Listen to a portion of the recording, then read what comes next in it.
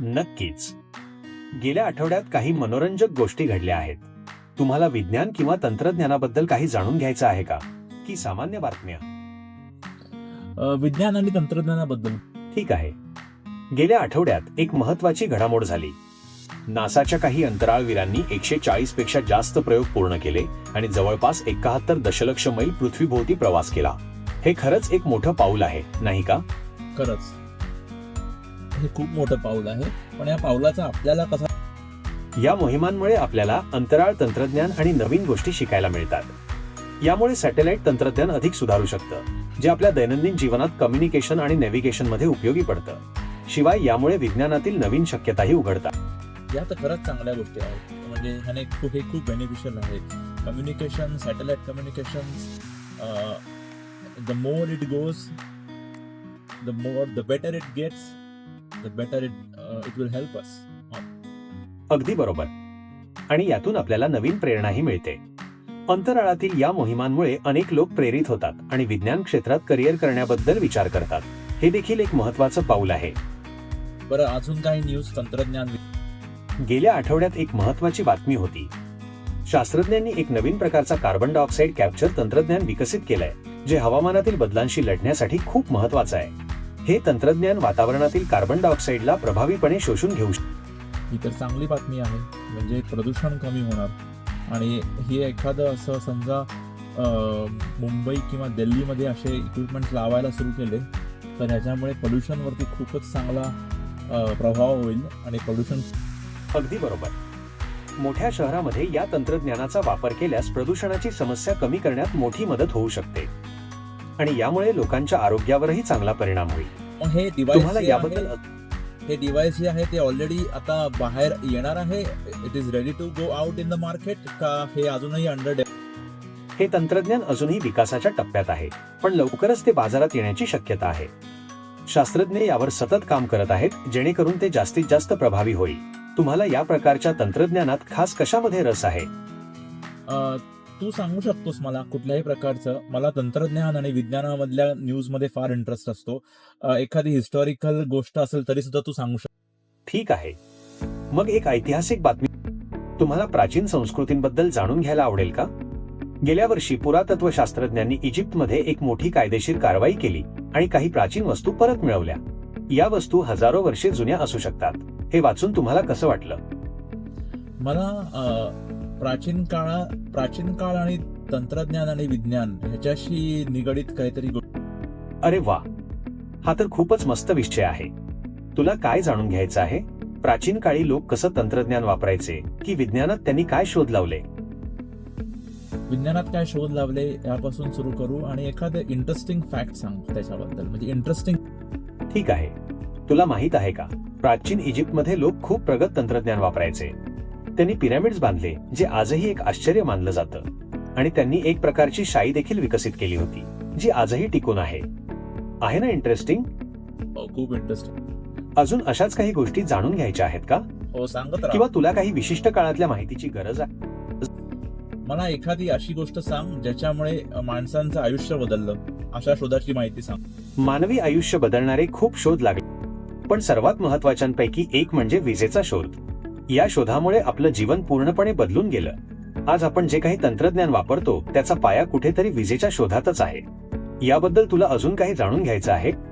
हो, सांग. कधी पहिला शोध लागला आणि कसं डेव्हलप? विजेचा पहिला शोध कधी लागला हे निश्चित सांगणं कठीण आहे, कारण अनेक शास्त्रज्ञांनी यात योगदान दिलंय.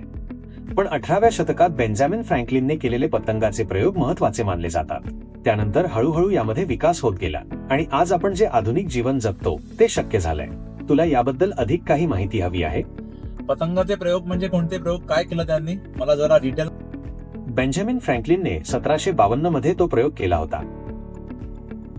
वादळाच्या वेळी त्याने एक पतंग उडवला आणि त्याद्वारे हे सिद्ध केलं की वीज ही एक नैसर्गिक ठिणगी आहे. या प्रयोगामुळे विजेबद्दलचं आपलं ज्ञान खूप वाढलं आणि याच माहितीमुळे नंतर वीज वाहक यंत्रणा तयार झाली. अच्छा, म्हणजे पण सगळ्यात मोठा लाईक अर्थ ब्रेकिंग पॉइंट कधी आला विजेच्या निर्मितीमध्ये? मला वाटतं थॉमस एडिसनचं फार मोठं कॉन्ट्रीब्युशन आहे.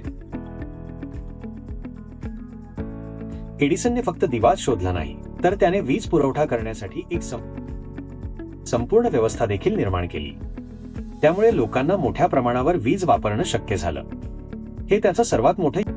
तुम्हाला जरा डिटेल मध्ये सगळं विजेचं सांग. कधी सुरू झालं, पहिला शोध कधी लागला, कसं डेव्हलप झालं ते आतापर्यंत, आणि आता पुढे फ्युचर मध्ये काय येणार आहे, एक कंटिन्युअस माहिती सांग मला. तुला थांबायची काय गरज. विजेची संकल्पना खूप जुनी आहे. प्राचीन लोक आकाशातली वीज पाहून घाबरायचे, पण त्यांना त्यामागचं कारण माहीत नव्हतं. 18व्या शतकात बेंजामिन फ्रँकलिनने पतंगाचा प्रयोग करून हे सिद्ध केलं की ती एक प्रकारची वीज आहे. यानंतर 19व्या शतकात अनेक महत्वाचे शोध लागले. मायकेल फॅरेडेने इलेक्ट्रोमॅग्नेटिक इंडक्शनचा सिद्धांत मांडला, ज्यामुळे जनरेटरचा शोध शक्य झाला. आणि थॉमस एडिसनने व्यावहारिक विजेचा दिवा शोधून घरांमध्ये वीज आणली. म्हणजे 20व्या शतकात तर वीज आपल्या जीवनाचा अविभाज्य. म्हणजे आधी जनरेटरचा शोध लागला आणि मग इलेक्ट्रिसिटी जी फ्लो होते त्याचा शोध लागला. करेक्ट.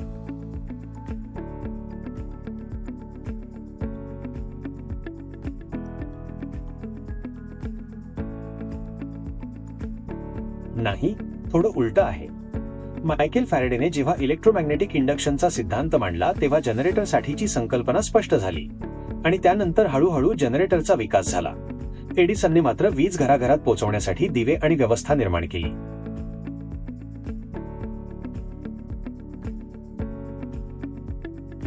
अच्छा, आता फ्युचर काय आहे इलेक्ट्रिसिटीचं? काही नवीन शोध लागले आहेत का?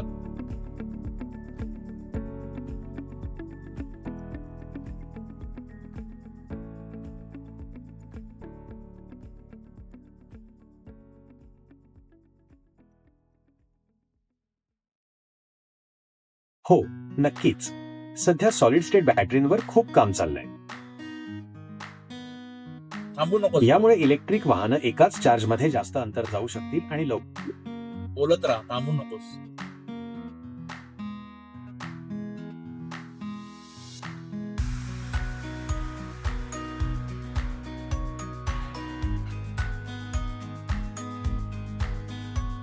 ठीक आहे.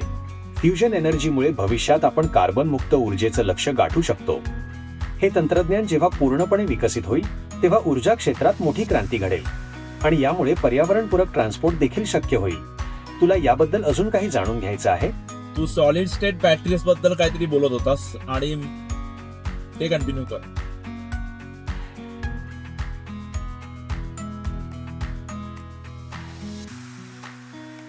सॉलिड स्टेट बॅटरीजमध्ये सध्याच्या लिथियम आयन बॅटरींपेक्षा जास्त ऊर्जा साठवण्याची क्षमता आहे.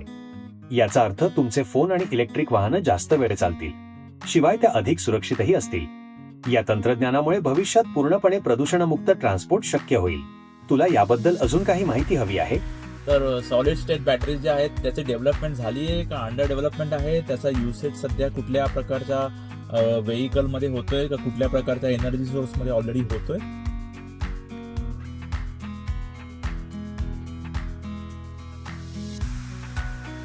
सॉलिड स्टेट बॅटरींचं डेव्हलपमेंट अजून चालू आहे, पण काही कंपन्यांनी त्यांचे प्रोटोटाइप्स बनवले आहेत. सध्या त्यांचा वापर काही विशेष प्रकारच्या उपकरणांमध्ये आणि रिसर्चमध्ये होतोय, पण लवकरच ते आपल्याला आपल्या नेहमीच्या गाड्यांमध्ये आणि मोबाईलमध्ये दिसू शकतील.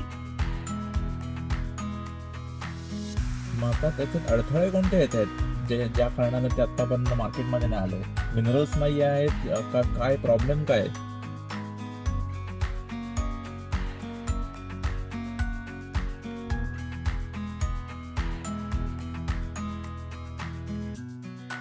त्याच्यात काही मुख्य अडथळे आहेत. एक म्हणजे सॉलिड स्टेट बॅटरीज बनवायला खूप महाग पडतात. दुसरं, त्यांचं मोठ्या प्रमाणावर उत्पादन कसं करायचं हे अजूनही एक आव्हान आहे. आणि काही मॉडेल्समध्ये ड्युरेबिलिटीची समस्या देखील आहे, पण शास्त्रज्ञ यावर संशोधन करत आहेत आणि लवकरच यावर उपाय मिळतील.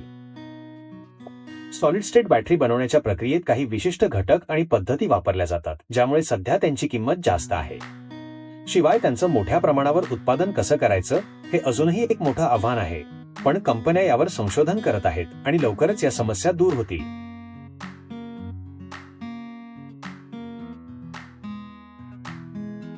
अच्छा, एरोप्लेन्स कधी इलेक्ट्रिक बॅटरीवरती उडू शकतात का त्यांना कायमच पेट्रोल, डिझेल, गॅस और whatever kind of fuel is required on this?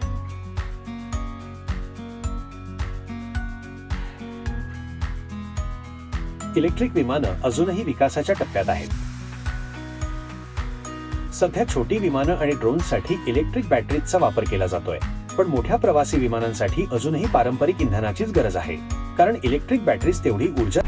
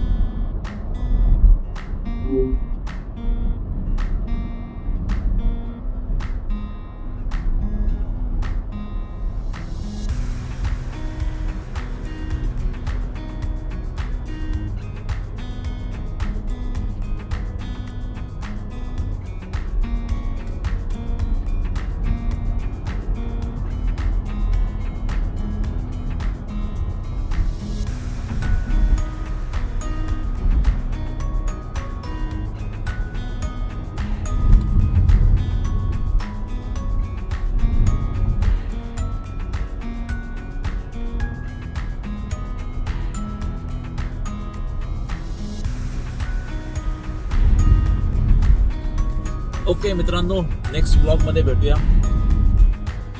Hope करतो की तुम्हाला हा व्हिडिओ ब्लॉग आवडला असेल. अजून इम्प्रूव्हमेंट करत राहीन. See you.